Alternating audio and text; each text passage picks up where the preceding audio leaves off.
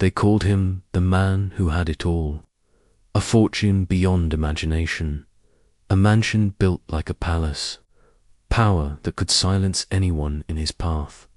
But what no one knew was that Alexander Hale's greatest battles weren't fought in boardrooms. They were fought in silence, inside an empty home. And one night, when he came home earlier than expected, he discovered something that would change everything he thought he knew about family, loyalty, and love. Because sometimes the truth doesn't wait for permission. It waits for the moment you least expect it. Asterisk, the Hale mansion sat on the hill like a crown of stone and glass. At night, it glowed faintly from its chandelier-lit windows, a place that should have looked alive, but too often felt like an echo chamber. Inside those walls were rooms filled with priceless art, floors polished to a mirror shine, and silence so heavy it pressed against your chest. Alexander Hale, millionaire, investor, visionary entrepreneur, and the man newspapers loved to call the King of New Seattle, was supposed to be out of town for the week. His staff assumed he was still in Los Angeles, closing a deal that would add yet another zero to his already unfathomable wealth. But that night, he wasn't. The car that pulled into the long driveway just after 9 wasn't his chauffeur's usual town car. It was Alexander himself behind the wheel, his silver sedan gliding up the cobblestone path. The drizzle misted across the hood, raindrops trailing down the windshield like a curtain parting slowly. He parked, stepped out, and for the first time in weeks, he carried no entourage, no bodyguards, no phone glued to his ear, only a leather briefcase, an exhaustion in his shoulders. He walked up the marble steps with steady, quiet strides. The massive oak doors opened with the faint groan of wood and brass, and the sound that met him inside stopped him cold. It wasn't the hush of the fountain in the foyer. It wasn't the ticking of the grandfather clock by the staircase. It was laughter, soft, distant, hidden. Alexander froze mid-step, because laughter in this house was rare. So rare, in fact, that he couldn't remember the last time he'd heard it. His wife, Isabella, was a woman of grace, always poised, always perfect, but she had long since stopped laughing when he was in the room. Their dinners were polite, their conversations rehearsed, and the silence between them was a canyon. But this laughter, it wasn't hers. It was higher, lighter, with a joy that felt foreign to these marble halls. He closed the door slowly, careful not to let the latch echo. His eyes narrowed, every instinct sharpened. He set the briefcase down, his polished shoes suddenly feeling heavy against the pristine floor. He moved quietly, following the sound that floated faintly down the hallway, past the art gallery, past the spiral staircase, until he stopped before the doors of the drawing room. The sound was clearer now. 2 voices, 1 laugh, 1 hush, the soft clinking of glasses. Alexander placed his hand against the door, his pulse betraying no fear, but a deep gnawing curiosity.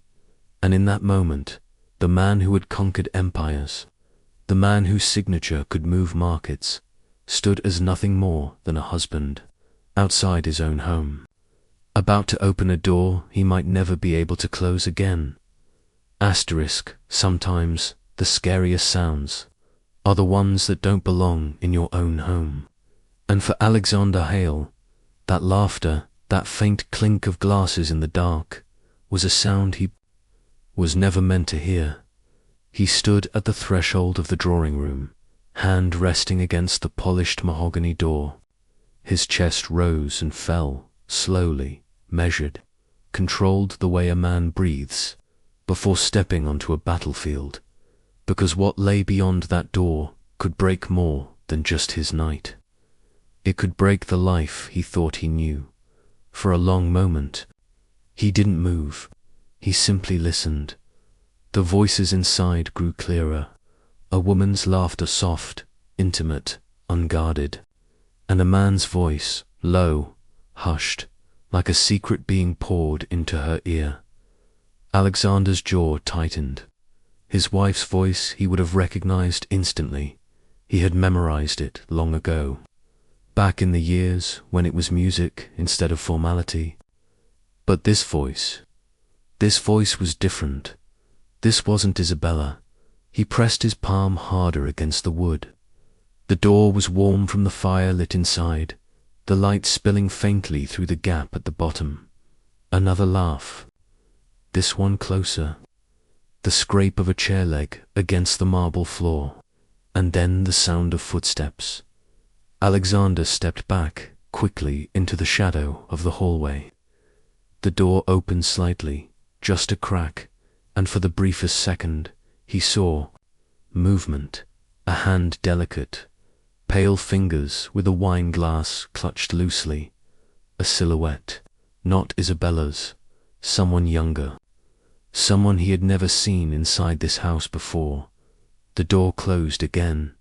The laughter returned, muffled. But Alexander's world had already shifted, because now the questions came. Who was she? Why was she here? And most of all, what secret lived in his house while he was away? He moved silently back down the corridor, his footsteps muffled by the thick rugs. Every portrait on the wall seemed to watch him as he passed, painted eyes catching the weight of his suspicion. For the first time in years, Alexander Hale realized that for all his wealth, for all his power, he might not know the truth about his own home. And the truth was waiting for him to step through that door. Asterisk, they say. Walls, remember. But what if the shadows inside them whisper truths you were never meant to hear? The heavy oak door creaked open. Alexander stepped inside, briefcase still in hand, his polished shoes clicking against the marble floor.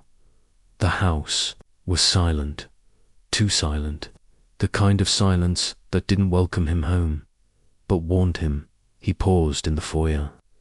Everything looked normal, perfectly arranged, just as he left it. The fresh flowers on the table, the clock ticking faintly on the wall.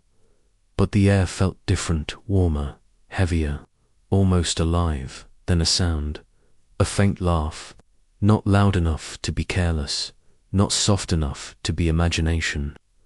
It came from upstairs. Alexander froze.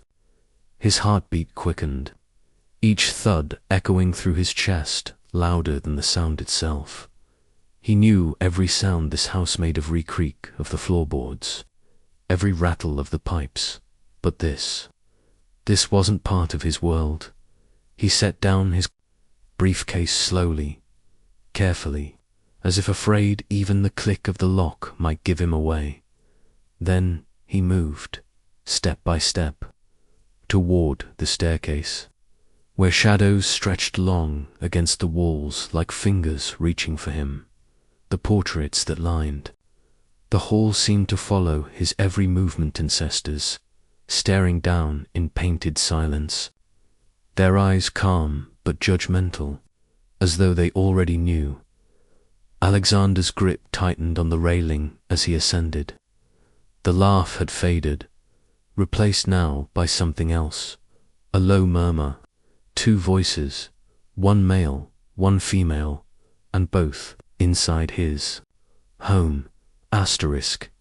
Every house has one door you never want to open. But what if the door opens itself? At the top of the staircase, Alexander stopped. The hallway stretched before him like a tunnel, dimly lit by the single chandelier swaying faintly above Dot. Every door was as it should be closed, except one. The third door on the right, his bedroom door, it was shut. But Alexander knew he had left it open that morning. His pulse hammered. A closed door meant someone had been inside. Recently, the murmur of voices grew clearer. He could hear her now, soft laughter, the same voice he had kissed goodbye before leaving for the office, and the man's voice low, confident, almost daring. Alexander's throat went dry. He reached for the door handle. His hand hovered, trembling, the cold brass pressing against his palm. He wanted to push it open, to end the guessing, but his body wouldn't move. Instead, he leaned closer, pressed gently against the wood. Every sound sharpened. Every heartbeat in his chest thundered like a drum. Then silence. The voices stopped, as if whoever was inside had sensed him, listening. The air thickened. He could hear only the faint ticking of the clock downstairs, each second dragging slower, heavier. Finally, gathering his breath, he twisted the handle. The latch clicked. The door swung open inch by inch. The room inside was dim, curtains drawn tight, shadows pooled across the floor, and there at the edge of the bed sat two figures, his wife, and beside her, a man Alexander had never seen. Before they both turned, and the look in their eyes was not fear, it was recognition, as if they were expecting him. What would you do if the man sitting beside your wife smiled at you, like he already knew your name? Alexander's breath caught in his throat. The sight before him didn't feel real, like he'd walked into someone else's nightmare. His wife sat frozen on the edge of the bed. Her hands clutched the blanket so tightly, her knuckles were white. But her eyes, they weren't filled with guilt. They were filled with something worse. Fear. Beside her sat a man Alexander had never seen before. Mid-40s, well-dressed.com, to calm, like a guest in his own home who didn't need permission to be there. The stranger leaned forward, resting, his elbows on his knees. Then he smiled. Not wide, not warm, just a thin, knowing curve of the lips.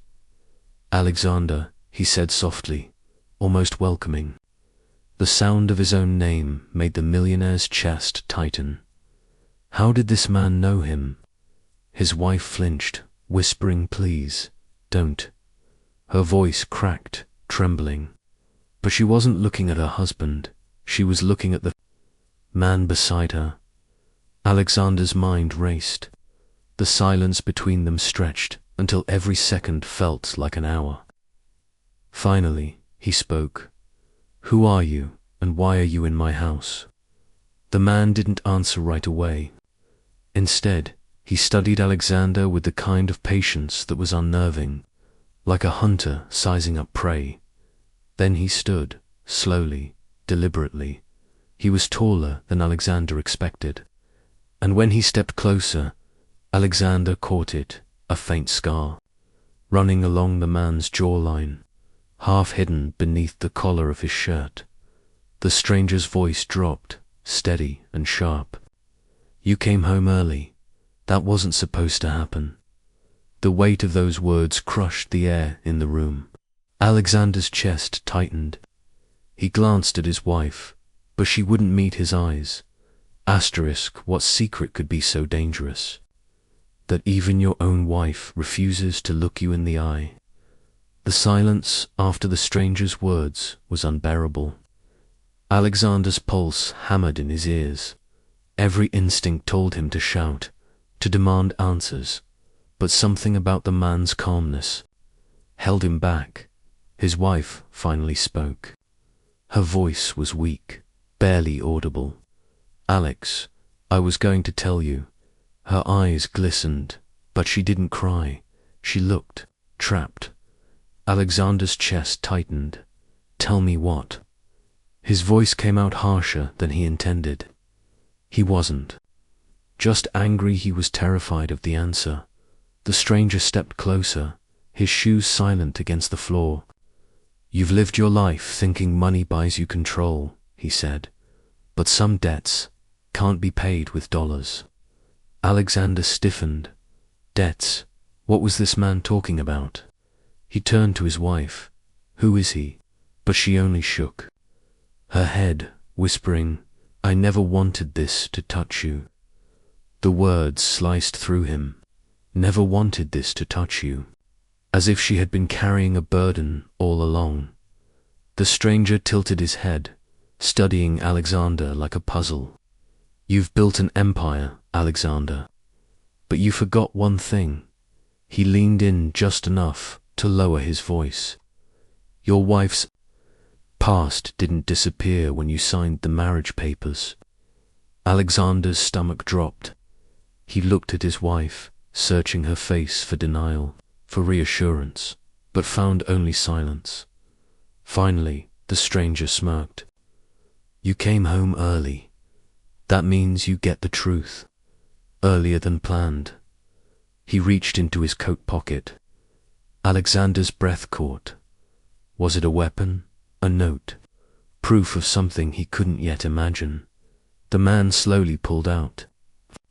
Folded photograph. He held it up between two fingers and let it dangle in the dim light. Alexander's world tilted, because in that photograph was his wife standing beside the very same man. Years ago, what if the person you trusted most had been hiding a past life all along? Alexander stared at the photograph like it was a live wire, his hands clenched, his chest heaving, his world spinning. The image was faded, creased at the corners, but unmistakable. His wife, younger, her smile brighter, and standing right beside her, the stranger in his living room. Alexander's voice cracked as he forced out the words, "What is this?" His wife lowered her head. "I never wanted you to find out this way." The stranger didn't flinch. He almost looked amused. "As you can see, Mr. Hale," he said smoothly, "we've known each other a very long time." Alexander shook his head in disbelief. "No, this doesn't make sense. She told me everything." But the tremor in his voice betrayed the lie. Had she told him everything, or had he been too blinded to question it? His wife stepped forward, tears brimming but refusing to fall. "Alex, please, it was before you, before any of this, before him, before the empire, before the life they built together." The words rang in his ears like a bell he couldn't unhear. The stranger tucked the photo back into his pocket, slow, deliberate. "You think money buys truth, Mr. Hale? No, sometimes money only buys silence." Alexander's skin crawled. The way the man spoke, it wasn't random. He wasn't here for chance. He was here with purpose. His wife finally whispered, "He saved me, Alex. That's how I knew him. He was part of a life I buried, and I prayed it would never follow. Me here saved her." From what? From whom? Alexander felt like the ground beneath him was crumbling. The stranger's eyes locked onto his. "Now you understand. This isn't about your wealth, it's about what was stolen. And tonight, you've walked right into the middle of it." Alexander's breath caught in his throat, because for the first time since he walked through that door, he realized he might not be the one in control. He thought he built his empire alone. But what if the very foundation of it was never his to begin with? The room was still. Only the rain against the windows filled the silence. Alexander finally found his voice. His words were sharp, heavy. "What was stolen? Tell me." The stranger tilted his head, a faint smirk on his lips. "You built whole industries on innovation. But tell me, Mr. Hale, do you know where the first idea came from? The spark that launched it all?" Alexander's pulse quickened. "Of course I do. It was mine." The stranger's smirk deepened. "That's what you were told." Alexander's wife gasped. "Stop it," she whispered. But the man pressed on. 15 years ago, he said, pacing slowly.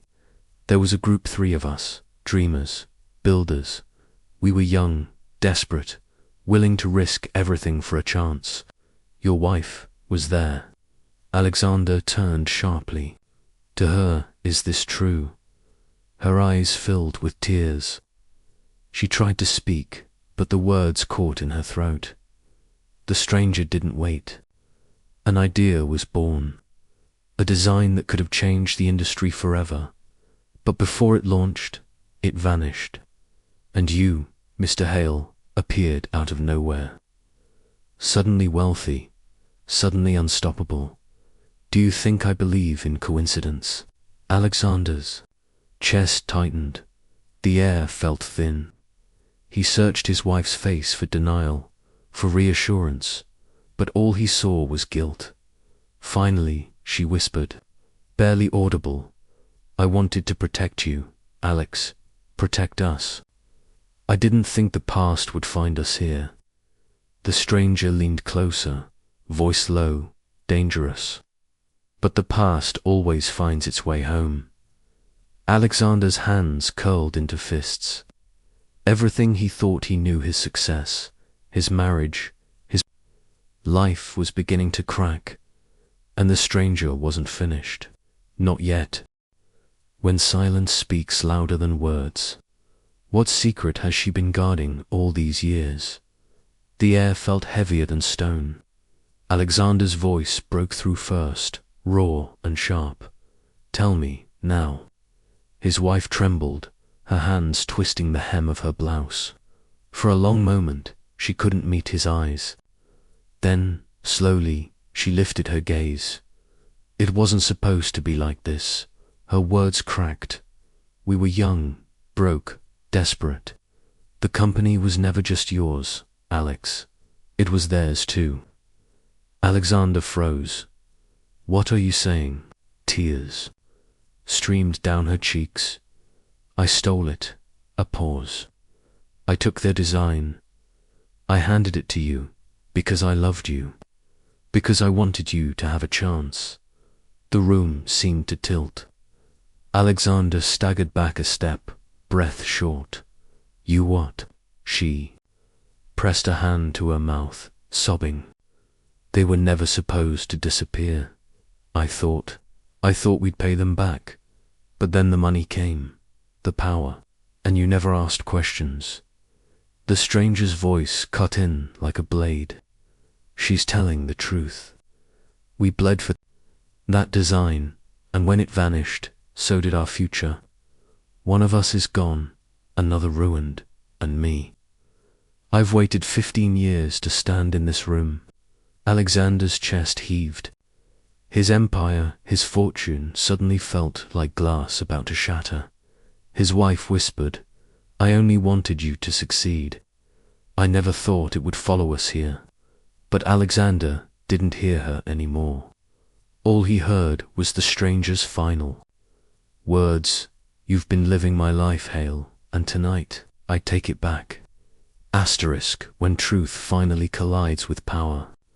Only one man will walk away with everything. The study felt like a cage. Every breath Alexander took was shallow, ragged. The stranger stood tall, shoulders squared, while his wife crumbled in the corner. For a long stretch, no one moved. Only the faint tick of the grandfather clock filled the air. Then Alexander's voice roared, You think you can walk in here, into my home, and take what's mine? The stranger didn't flinch. No, I came to take back what was stolen. The empire you built sits on my blood. On his grave, a heavy silence. Alexander's wife broke it with a sob. Please, don't do this. The stranger's eyes burned. Don't. You destroyed 3 lives. And you, he pointed at her, you fed him the lies that made him king. Alexander's fists clenched, but beneath his fury was something darker, doubt, fear. The stranger stepped closer. You built Hale Enterprises on ashes. And tonight, Alex, The world will know. Alexander's mind spun. Headlines, stocks crashing. His name ruined. Everything he'd clawed for gone in a single confession. He lunged forward, gripping the man by the collar. "Do you have any idea what I'll lose?" The stranger's reply was ice cold. "Do you have any idea what I already lost?"